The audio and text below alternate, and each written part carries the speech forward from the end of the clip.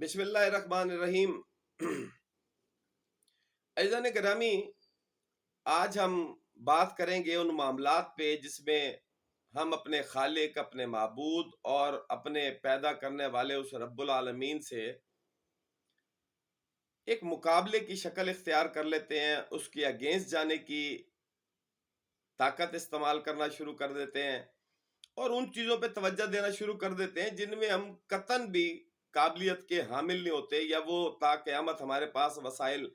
آ ہی نہیں سکتے۔ ان خواہشات کی صورت میں ایسا ہوتا ہے کہ ہم بہت ساری ایسی مصیبتوں کا شکار ہو جاتے ہیں کہ جن کا صحیح معنی میں کوئی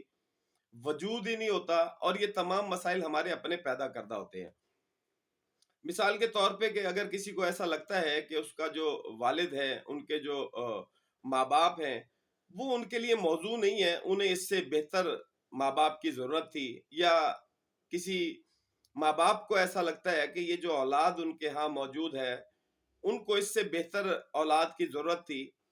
تو آپ یقین کیجئے کہ یہ وہ خواہشات ہیں جن پہ ہم قدرت نہیں رکھتے اور ان کے بارے میں خواہشات کا اظہار کرتے ہیں۔ اور اس کی ایک بہت ہی بھیانک شکل ہمیں اس صورت میں دکھائی دیتی ہے جو ہماری ازواجی زندگی کے معاملات ہمارے سامنے آتے ہیں۔ یہ جو طلاقوں کا وجود میں آنا یا ازواجی زندگی میں بہت زیادہ مسائل کا سامنا ہونا، اس میں ہمیں یہ مسائل بہت زیادہ درپیش آتے ہیں۔ اور میں نے اکثر یہ دیکھا ہے کہ ایک بڑی تعداد ان لوگوں کی ہے کہ جن لوگوں کو ایسا محسوس ہوتا ہے کہ ان کی زندگی میں آنے والا شوہر یا ان کی وائف جو ہے، ان کی بیوی، بالکل بھی ان کے لیے موضوع نہیں تھے اور وہ اس سے بہتر حاصل کر سکتے تھے۔ لیکن عزیزان گرامی، میں آپ کی توجہ کچھ ایسے معاملات کی طرف دلانا چاہوں گا کہ جس سے ہمیں اندازہ ہوگا کہ یہ بظاہر دکھائی دینے والی چھوٹی چھوٹی خواہشات جن سے ہماری زندگی بد سے بدتر ہوتی چلی جاتی ہے، اصل میں ہماری اپنے اللہ پاک سے ایک خاص قسم کی لڑائی کی شکل اختیار کر لیتی ہے۔ اور وہ لڑائی کب وجود میں آتی ہے؟ جب ہم ان فیصلوں پہ کسی بھی قسم کا اعتبار کھو دیتے ہیں جو ہمارے اختیارات سے باہر ہوتے ہیں۔ مثال کے طور پہ جتنے بھی کائنات میں لوگ ہیں، میں نہیں سمجھتا کہ کسی نے اپنے ماں باپ کو پسند کیا اور اس کے بعد انہیں اپنے ماں باپ کی شکل دی۔ یقیناً ایسا نہیں ہوتا ہے، بلکہ ہوتا یہ ہے کہ ہمارے والدین ہمیں ایک ہوش سنبھالنے کی خاص مدت کے بعد احساس ہوتا ہے کہ یہ والے ہمارے والدین ہیں، اور ہمارے پاس اس میں کوئی چوائس نہیں ہے کہ ہم کہہ سکیں کہ یار یہ والی مما نہیں چاہیے تھی، یہ والے بابا نہیں چاہیے تھے۔ ایسا مشکل ہے، یہ ہمارے اختیارات میں نہیں ہے، کیونکہ یہ جو اس کائنات کا مینوفیکچرر ہے، جس نے اس کائنات کو تخلیق کیا ہے، یہ اصل میں اس کے کام ہے، ہمارے اور آپ کے کام نہیں ہے۔ اور ہوتا یہ ہے کہ جب ہم اس طرح کے معاملات کی جانب اپنا رخت سفر باندھتے ہیں تو اس کے باعث ہی ہماری زندگی میں بے تحاشا تلخیاں اور مسائل پیدا ہونا شروع ہو جاتے ہیں۔ اور اس کی ایک بہت ہی بھیانک شکل ہمیں اس صورت میں دکھائی دیتی ہے جب ہم ایک ازواجی زندگی گزارنے والے جوڑے کو یہ کہتے ہوئے محسوس کرتے ہیں کہ یار یہ جو میری وائف ہیں یہ بالکل میرے لیے سوٹیبل نہیں ہے، یا وہ ایک خاتون یہ سوچتی ہیں کہ یہ جو مجھے شوہر ہے، میرے ہسبینڈ ہیں، یہ میرے لیے بالکل موضوع نہیں ہے۔ تو آپ یقین کیجئے کہ میں نے جہاں تک مطالعہ کیا ہے، میں نے یہ دیکھا ہے کہ ہمارے ہزاروں معاملات ایسے ہیں کہ جو ہمارے اختیارات میں بالکل بھی نہیں ہیں، اور ان اختیارات کا عالم یہ ہے کہ جب ہم چاہتے ہیں کہ ایسا کر سکیں اور وہ نہیں کر پاتے تو یقین کیجئے کہ اسی وقت ہمیں احساس ہوتا ہے کہ کوئی ایک ہے، کوئی وحدہ لا شریک ہے، کوئی ایک ایسی ہستی ہے جس نے یہ کارخانہ قدرت اپنے ہاتھ میں لے رکھا ہے اور تمام معاملات ہمارے اختیارات میں نہیں ہیں۔ میرے ساتھ ساتھ بہت سارے افراد کا رابطہ رہتا ہے اور بہت سارے لوگ اس بارے میں مجھ سے رابطہ کرتے ہیں اور وہ مجھے بتاتے ہیں، اور ان میں ایک بڑی تعداد جو ہے ازواجی زندگی کے مسائل کا شکار لوگ ہیں جن کی خواہشات یہ ہوتی ہیں کہ ان کی جو مسز ہیں وہ ان کے معیار کے مطابق نہیں ہے، یا ان کے شوہر جو ہیں وہ ان کے معیار کے مطابق نہیں ہے۔ اور میں آپ کو بتاؤں کہ میں نے تقریباً کوئی 1200 سے زائد افراد کو اس بارے میں آپ انٹرویوز کہہ سکتے ہیں یا ان کی رائے کہہ سکتے ہیں کہ میں نے جب جاننے کی کوشش کی تو مجھے احساس ہوا کہ ان میں سے کوئی بھی یہ نہیں چاہتا تھا، 99.9% لوگ جو ہیں ان کی ازواجی زندگی کا فیصلہ جو ہے وہ ان کے اختیارات سے ہٹ کے ہوتا ہے۔ وہ بالکل نہیں چاہ رہے ہوتے ہیں کہ یہ والا لائف پارٹنر ہماری زندگی میں آئے جو ان کی زندگی میں آ جاتا ہے۔ لیکن میں آپ پہ آپ کو اس بارے میں ایک اور کمال کی بات بتاؤں کہ میں ایک ایسی فیملی کو بھی جانتا ہوں کہ جن کی ساری زندگی شدید لڑائی جھگڑے میں گزری، اور ہر ہفتے ان کے طلاقوں کے معاملات دکھائی دیتے تھے اور خاندان بیٹھ کے فیصلے کرایا کرتا تھا۔ لیکن جب اس 80 سالہ بزرگ نے مجھ سے بات کی تو انہوں نے مجھے یہ کہا کہ بیٹا میں آپ کو بتاؤں کہ جتنی بہترین ازواجی زندگی میں نے گزاری ہے اور جتنی میری لائف پارٹنر میرے مزاج کو سمجھتی تھی اور میرے لیے بہترین تھی، ایسی زندگی میں نے کسی کو بھی گزارتے نہیں دیکھا۔ تو عزیزان محترم، اصل بات یہ ہے کہ جب ہم چھوٹے ہوتے ہیں اور بہت سارے اختیارات ہمارے پاس نہیں ہوتے، اس وقت ہمیں والدین جب کہتے ہیں کہ دیکھیں آپ نے بیٹا ٹی وی کم دیکھنا ہے، آپ نے رات کو جلدی سونا ہے، آپ نے اپنی پڑھائی پہ توجہ دینی ہے، تو اس وقت ہمیں یہ سب باتیں اتنی بہتر معلوم نہیں ہو رہی ہوتی۔ ہمیں لگتا ہے ہمیں کرکٹ کھیلنے سے روکا جا رہا ہے، اور یہ یقیناً اور صریحاً ہم پہ ظلم ہے، یا بچوں کو کارٹون دیکھنے سے منع کیا جا رہا ہے، یا بالفرض کیا ہمیں اور بہت سی ہماری ایسی مصروفیات ہوتی ہیں جن سے ہمیں کنارہ کشی کرنے کی ترغیب دی جاتی ہے۔ تو اس صورت میں ہمیں ایسا لگتا ہے کہ یہ سارے لوگ ہمارے دوست نہیں ہیں، والدین، چچا، تایا، بہن، بھائی، اور یہ لوگ ہم سے خاص دشمنی نبھا رہے ہیں۔ لیکن جیسے جیسے ہم درجہ بدرجہ اپنی زندگی کا سفر طے کرتے جاتے ہیں، جب ہم ماں باپ بنتے ہیں تو ہمیں پتہ لگتا ہے کہ ہمارے ماں باپ بالکل درست تھے۔ جب ہم چاچا چاچی بنتے ہیں تو ہمیں پتہ لگتا ہے ہمارے چاچا چاچی ہمارے ساتھ بالکل ٹھیک تھے۔ اور جب ہم تایا تائی بنتے ہیں، خالہ ماموں بنتے ہیں، تو یہ سب رشتوں میں جب ہم خود ڈھلتے ہیں اور ایک خاص انداز سے ان کا سامنا کرتے ہیں تو اس وقت ہمیں اندازہ ہوتا ہے کہ نہیں، ہمارا سوچ کا انداز غلط تھا۔ جیسا کہ میں بتاؤں کہ میں نے خود اس بارے میں بہت سارے تجربات کا شکار ہوا، مجھے بھی آپ سب لوگوں کی طرح ایسا ہی احساس ہوتا تھا۔ میری بھی والدہ جب مجھے کہتی تھی کہ میں ساری رات مختلف قسم کے مصنفین کی بکس پڑھا کرتا تھا، اس وقت عمران سیریز آتی تھی مظہر کلیم ایم اے صاحب کی، اس کا میں بہت شوقین تھا، اور 250-300 صفحے کی بک جو ہے وہ میرے لیے بہت آسان تھا کہ میں ایک ہی رات میں ختم کر لوں۔ لیکن عزیزان محترم، یہ ایک انتہائی اہم پہلو ہے کہ ہم ان باتوں کی طرف توجہ دے رہے ہیں جو ہمارے اختیار میں نہیں ہے۔ ہمیں ان معاملات کو سمجھنا ہوگا۔ دیکھیے، اللہ تبارک و تعالی نے جس کو یہ سمجھا، مناسب سمجھا کہ آپ کا باپ بنائے، تو یقین کیجئے کہ وہی آپ کا باپ سب سے بہتر ہے۔ اللہ تبارک و تعالیٰ نے جس کے لیے بہتر سمجھا کہ آپ کی والدہ ماں بنائے، وہی سب سے بہتر آپ کی والدہ ہیں، وہی سب سے بہتر آپ کی ماما ہیں۔ اور انہوں نے جس کے لیے بہتر سمجھا کہ یہ آپ کا ازواجی زندگی کا لائف پارٹنر، وہی آپ کا سب سے بہترین لائف پارٹنر ہے۔ جب آپ کے پاس اس کا اختیار ہی نہیں تھا، کبھی آپ نے سنا ہے کہ ایسا ہوا ہو کہ بالفرض کیا کسی کو اس کے بابا پسند نہیں آئے ہیں تو وہ یہ چاہے کہ میں اپنے بابا بدل لوں، اور یا وہ چاہے کہ میں اپنے بابا ایسے بناؤں اور پھر ان کا بیٹا بنوں؟ تو یہ اختیارات نہیں ہے، ایسا پاسبل نہیں ہے۔ تو جو آپ کر نہیں سکتے ہیں، میرا خیال ہے کہ اس کے بارے میں جب آپ تک و دو کرتے ہیں، اس مسائل پہ آپ اس کی طرف بھاگتے ہیں، تو یقیناً اس کا انجام اسی صورت میں نکلتا ہے۔ تو عزیزان گرامی، یہ ایک بڑا اہم پہلو ہے، اور ہمیں اس بات کا دھیان کرنا ہوگا کہ جو بھی ایسے معاملات ہیں کہ جنہیں ہم سمجھ نہیں پاتے ہیں، جو ہمارے اختیارات نہیں ہیں، ان پہ ہمیں محنت نہیں کرنی ہے۔ ہمیں بالکل ایسے نہیں سوچنا ہے کہ ہمارا لائف پارٹنر ہمارے لیے موضوع نہیں ہے، یا بہت جگہ میں نے دیکھا ہے بہن بھائیوں کے درمیان بہت سے معاملات ہوتے ہیں، ان کو ایسے فیل ہوتا ہے کہ یہ ہمارا جو بھیا ہے یہ بہت گندا ہے، وہ جو میری کزن ہے اس کے بھائی بہت اچھے ہیں، یا میری فرینڈ جو ہے اس کے بھائی بہت اچھے ہیں۔ آپ کو اس معاملے کو سمجھنا ہوگا۔ آپ یقین کیجئے کہ اس رب متعال کے کارخانے میں اتنی ایکوریسی ہے، اتنی بہترین اس نے سیٹنگ کی ہوئی ہے کہ اس کے بارے میں رائی برابر بھی یہ گمان کرنا کہ یہ چیز جو ہے یہ اپنی جگہ پہ غیر مناسب ہے، یہ ہمارے لیے ایک انتہائی اہم لمحہ فکریہ ہے۔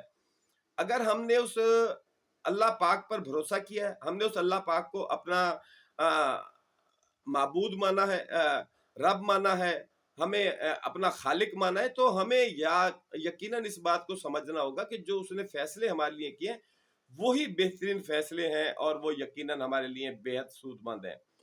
اور اسی طرح جان گرامی، اگر ہم ان معاملات کی طرف توجہ دینا چھوڑ دیں اور ہم اپنے زندگی کے ساتھی کو، اپنے لائف پارٹنر کو یہ سوچیں کہ جو ہماری زندگی میں ہے یہی ہمارے لیے سب سے بہترین ہے، تو آپ یقین کیجئے ہم اس بات پہ توجہ دیں گے کہ جن معاملات میں مناسب نہیں سمجھتا ہوں میں اپنی وائف کو کنوینس کروں گا، اور جو معاملات میری وائف کو صحیح نہیں لگتے ہیں میرے بارے میں ان کو کوشش کروں گا کہ اپنے اندر سے وہ خامیاں دور کر سکوں، تاکہ ہماری جو ازواجی زندگی ہے، جو ہمارا لائف سٹائل ہے، وہ بہتر ہو سکے۔ اسی طرح آپ دیکھیں کہ بہت سے افراد، بالفرض کیا کوئی انجینئر ہے، ڈاکٹر ہے، پائلٹ ہے، کیپٹن ہے، میجر ہے، جو بھی جس شعبے موجود ہے، آپ کبھی ان لوگوں کو اگر ان کی رائے کے بارے میں پوچھیں تو آپ کو اندازہ ہوگا ان میں ایک بہت بڑی تعداد، کثیر تعداد یہ سب بننا نہیں چاہ رہی تھی۔ جو ڈاکٹر تھا وہ بتایا شاید آپ کو کہ میں تو ایک آرٹسٹ بننا چاہتا تھا، اور جو آرٹسٹ ہے وہ شاید آپ کو یہ بتائے کہ میں کیپٹن بننا چاہتا تھا، اور جو میجر صاحب ہیں شاید وہ آپ کو یہ کہیں کہ میں تو ایک اداکار بننا چاہتا تھا۔ جب آپ لوگوں کو اس بات کا ادراک ہو جائے گا کہ آپ لوگوں کے اختیارات محدود ہیں، اور ان کے سے تجاوز کرنا آپ کی زندگی کی بدحالی ہے، آپ کی پریشانی کا موجب بنے گی یہ تمام چیزیں، تو یقین کیجئے آپ ان معاملات پہ توجہ دینے کے بجائے ان کے صحیح کرنے کی طرف توجہ دینا شروع کر دیں گے۔ اور یہ ایک اتنا اہم معاملہ ہوگا کہ جیسے ہی آپ اس انداز سے سوچنا شروع کریں گے کہ ایک بہو یہ سوچے گی، ایک آنے والی دلہن یہ سوچے گی کہ میں نے جو میری ساس ہے میرے لیے وہی سب سے بہتر تھی، یا ایک آنے والی جو ہمارے گھر میں خاتون ہے یا کوئی لڑکی ہمارے گھر میں بیاہ کے آ رہی ہے، اس کا ہسبینڈ یہ سوچے گا کہ یہی وہ میرا زندگی کا ساتھی ہے جو رب متعال نے مجھے دیا ہے، اور یہی میرے لیے سب سے بہترین ہے۔ ایک تو اس سے جو سب سے اہم فائدہ ہوگا وہ ایک قناعت کا ہوگا، ایک ایسا رشتہ ہوگا جو اس رحیم پروردگار کو سب سے زیادہ پسند ہے، اس میں آپ لوگوں کا بہت زیادہ اضافہ ہوگا، اور آپ ہزاروں ایسی مشکلات سے بچے رہیں گے کہ جن کی ہمیں زندگی میں بالکل سامنا کرنے کی ضرورت ہی محسوس نہیں ہوگی۔ تو عزیزان محترم، ہمیں اس بات کو سمجھنا ہوگا کہ ہماری حدود کیا ہیں، اس سے تجاوز نہ کریں۔ بالفرض کیا جیسے ہم اپنے اسلامی معاملات کی طرف دیکھتے ہیں جب، تو وہاں بھی ہمیں یہی کچھ مسائل دکھائی دیتے ہیں کہ مولانا صاحب اس آدمی سے جو نماز نہیں پڑھتا اتنی نفرت سے بات کرتے ہیں، یا بالفرض کیا جس نے روزہ رکھا ہوا ہے، تو کوئی ایسا آدمی اگر سامنے یا لڑکا آ جاتا ہے جس نے روزہ نہیں رکھا، تو ان کا انداز بیاں کچھ اس طرح سے ہوتا ہے کہ آپ کو شرم نہیں آتی، اتنی صحت ہے، روزہ نہیں رکھ سکتے۔ تو میں آپ لوگوں سے گزارش کروں، یہ آپ لوگوں کی ڈیوٹی نہیں ہے، یہ اللہ پاک کا کام ہے، ہماری سزا اور جزا اس کے ذمے ہے، اور ان تمام سوالات کا حقدار صرف وہی رب ہے۔ سوائے ماں باپ کے دینی معاملات میں آپ سے پوچھ گچھ کا کائنات میں اور کسی کو حق نہیں ہے، یا ان عارفین، وہ عالم دین، وہ آپ کو کہہ سکتے ہیں، ان کا حق ہے آپ کو بتانا جو آپ کے شرعی معاملات ہیں، آپ نماز پڑھیں، روزہ رکھیں، دین کی طرف مائل کرنا، یہ سب ان کی ڈیوٹیز ہیں۔ لیکن جو لوگ یہ نہیں کرتے ان سے نفرت کرنے کی ڈیوٹی بالکل آپ کی نہیں ہے، یا ان سے کسی قسم کی ایسے اظہار کی ڈیوٹی آپ کی نہیں ہے، یا بالفرض کیا اگر آپ نے روزہ رکھا ہوا ہے تو اگر آپ کو کوئی احباب میں سے کوئی ملتا ہے اور وہ یہ کہتا ہے، یہ اس کے لیے شرم کی بات ہے کہ وہ آپ کے سامنے کھانا کھائے یا آپ کو کہے کہ مجھے پانی پلا دیں، اس کو اس معاملے میں شرم کرنی چاہیے، کیونکہ وحدہ لا شریک نے جو قاعدے ہمارے درمیان طے کی ہیں، جن باتوں کی طرح ہمیں تعلیم دی ہے، اور آقا صلی اللہ علیہ وآلہ وسلم نے ہمیں جن باتوں کے بارے میں تبلیغ فرمائی ہے، اس پہ عمل کرنے کی ذمہ داری اس کی ہے۔ آپ کی یہ ذمہ داری نہیں ہے کہ آپ اسے پانی دینے سے انکار کر دیں اور اسے اس بات پہ شرمندہ کریں کہ تمہیں شرم نہیں آتی، تم نے روزہ نہیں رکھا ہوا۔ آپ کی ڈیوٹی یہ نہیں ہے، آپ کی ڈیوٹی یہ ہے کہ آپ اس کو پانی دیں۔ پانی پلانے کا دور کا ثواب رکھا ہے اللہ پاک نے۔ اگر آپ روزہ رکھنے کے بعد آپ کی کیفیت ایسی ہو جاتی ہے کہ آپ کہتے ہیں نہیں اب میں کسی کو پانی نہیں پلا سکتا، کھانا نہیں کھلا سکتا، یہ آپ کی ڈیوٹی نہیں ہے۔ آپ کی ڈیوٹی یہ ہے کہ آپ یہ سب کریں۔ اس کے لیے شرم کی بات ہے جس نے آ کے آپ سے پانی کا سوال کیا، اس کو شرم آنی چاہیے۔ جس نے آپ کو کہا ہے آپ روزے دار ہیں اور آپ کے سامنے اس نے کھانا کھانے بیٹھ گیا، اس کو شرم کرنی چاہیے۔ لیکن اس کے اس کوتاہی کی سزا دینے کا حق اس اللہ تبارک و تعالیٰ کو ہے۔ آپ کو حق نہیں ہے کہ آپ ایک ڈنڈا اٹھائیں اور اس کے مطلب ہے سر ہو جائیں، ایسی کوئی بات نہیں ہے۔ جب ہم اس طرح کے معاملات کی طرف توجہ نہیں دیں گے، آپ دیکھیں کہ ہمارے بہت سے ممالک ہیں، انڈونیشیا ہے، ترکی ہے، जितने भी इस्लामी ममालिक हमारे मौजूद हैं, वहां पे आपको ये तासुब की फिजा दिखाई नहीं देगी, सिवाय हमारी ये एक बैड लक है कि ये पाकिस्तान में इसकी फिजा मौजूद है, और इंडिया में भी ये मौजूद नहीं है। वहां पे भी तमाम मुसलमान, शिया, सुन्नी, देवबंदी, वाबी, वो सब इकट्ठे रहते हैं, वहां पे कोई इस किस्म का माहौल नहीं है, और ना वो किसी पे चार्ज लगाते हैं कि आपने ये दीन का काम गलत किया है। तुर्की, इंडोनेशिया से भी मेरे कुछ दोस्त आए हैं, वो लोग सैर व तफरीह के गर्ज से गए थे। वहां वो